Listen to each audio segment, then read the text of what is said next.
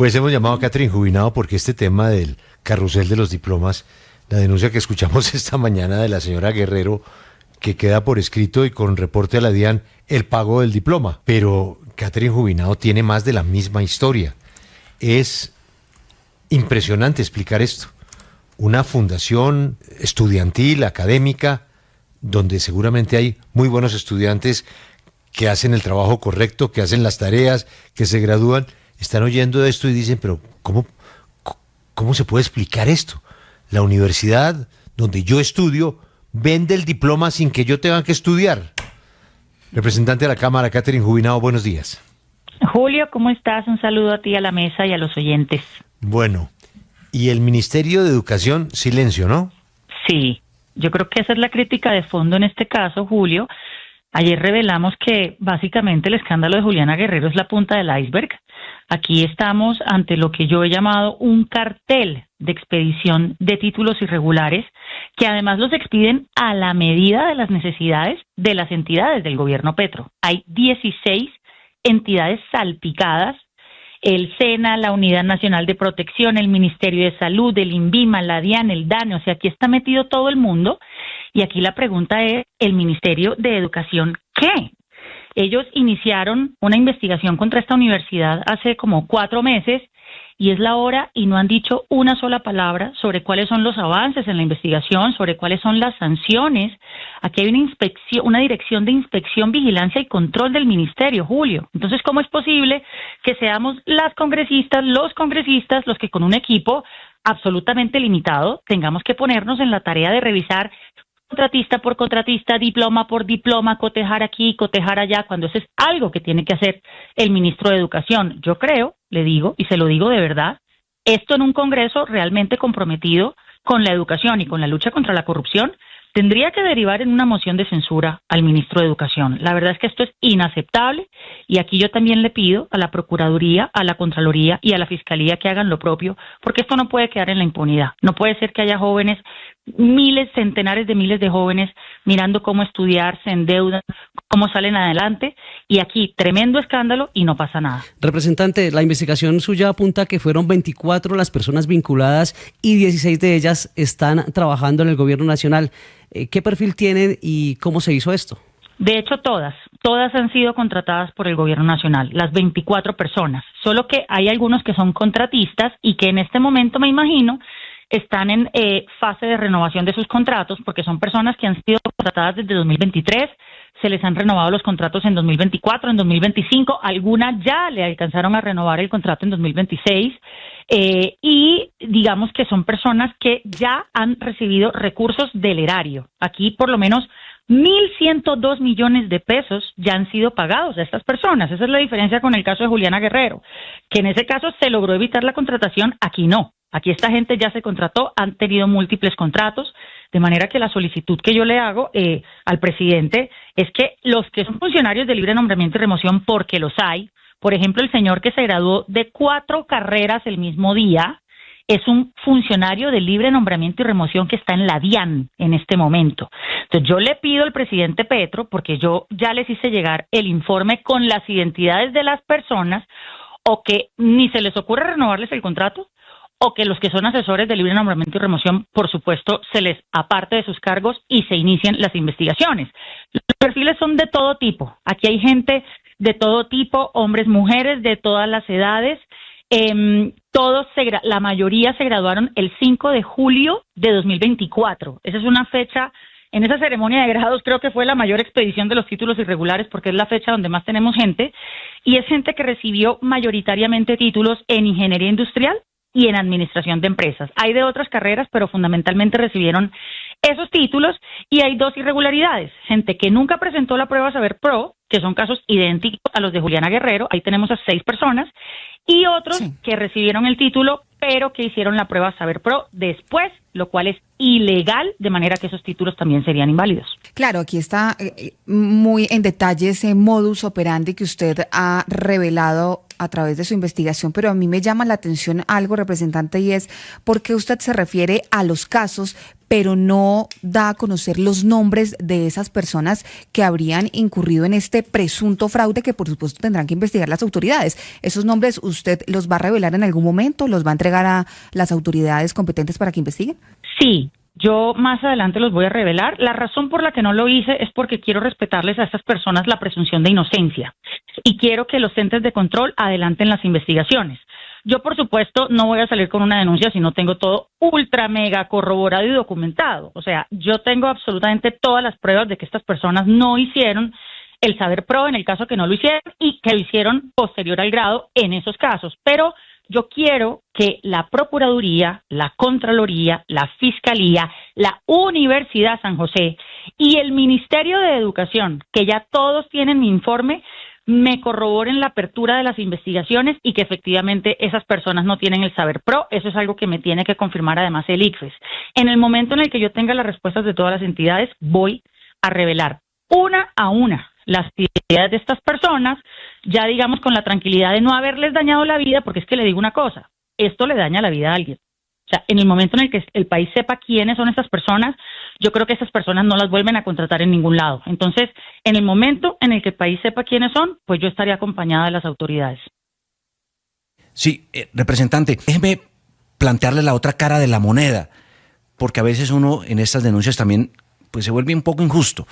Hay muchos jóvenes que están estudiando en esta universidad, Fundación San José, con mucho esfuerzo, porque no tienen para pagar la carrera en una universidad superior y pues se presume su legalidad pues porque la autorizó el ministerio. ¿Qué hacer frente a esa situación? Vea, tienes toda la razón, Juan Diego. Digamos, como bien lo dices, esa es la otra cara. Mira, cuando yo denuncié el diploma falso de Julián Bedoya en 2019, porque ya han sido varios títulos falsos los que he denunciado, y en ese momento se removió el rector Néstor Incapié, se removieron a las directivas.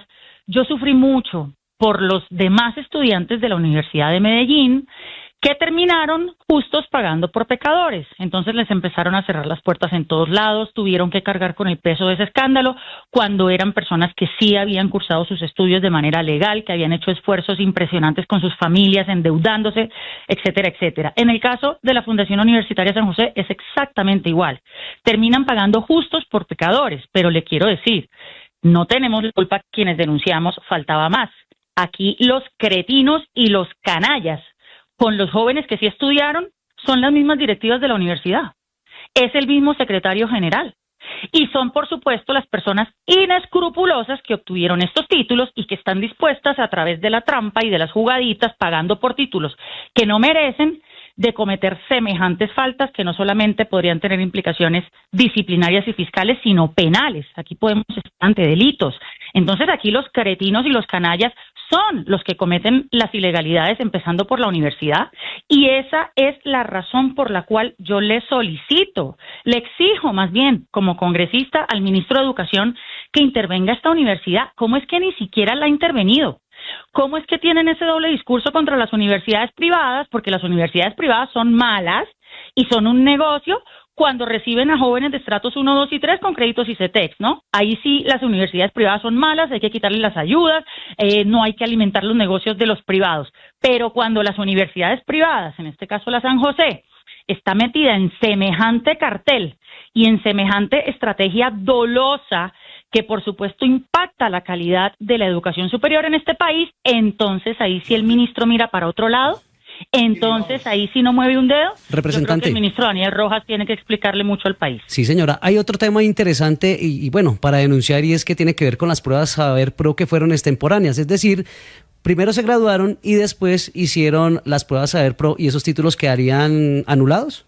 Correcto. La ley 1324 de 2009, que es la que regla esta materia, y el decreto 4216 del mismo año, son absolutamente claros y explícitos en que la prueba Saber Pro, la presentación de la prueba Saber Pro, es un requisito previo y obligatorio para obtener el título. Es decir, si usted no ha presentado la prueba Saber Pro, no puede obtener el título.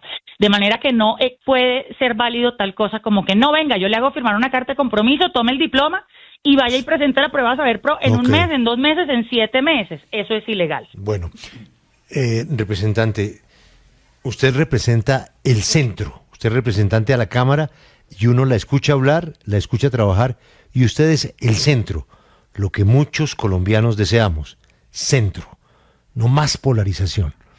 Pero las cosas no pueden estar peor en materia de polarización. Y tenemos ahora la encuesta del Frente Amplio, la consulta del Frente Amplio. Pacto Amplio. Pacto Amplio y la gran consulta, en donde hay centro-derecha, diría yo. ¿Usted no siente que en esta explosión de candidatos y con candidatos del centro como Sergio Fajardo, que no quieren hablar con nadie, sino que va directo a la primera vuelta, las posibilidades del centro, ese centro que usted defiende, se están apagando?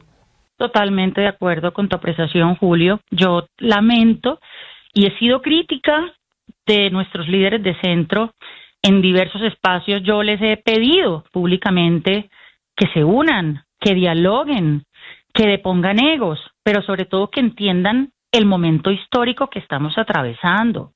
El momento histórico supera cualquier individualidad. Estamos ante un fenómeno global, ojo, de polarización o de hiperpolarización, que es una categoría en donde ya la polarización impide el diálogo. Una cosa es, a ver, la polarización per se no es necesariamente mala, la polarización es simplemente que la gente toma posiciones dentro del espectro político. La hiperpolarización es un fenómeno en donde ya esa, digamos, toma de posición se vuelve extrema y cada orilla política empieza a deshumanizar a la otra. Entonces, si tú no piensas como yo te tengo que acabar. Y si tú no piensas como yo, es porque tú eres corrupto, nazi, vampiro, neoliberal, en el caso de Petro, o cuando era Uribe, entonces tú eres castrochavista, guerrillero, comunista, etcétera. Colombia, lastimosamente, no es ajena a ese fenómeno global. Y creo, y lo digo con mucho dolor, al centro político en Colombia le está quedando grande el momento político que estamos atravesando.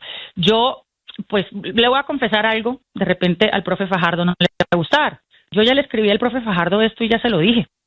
Le dije, profe, usted debe entender que si usted no busca aliados, que si usted no... Ármese una consulta entonces usted. Si no quiere entrar a la centro derecha, está bien, pero entonces arme alguna. Llame aliados. Por favor, haga equipo. Hable Claudia López con Sergio Fajardo.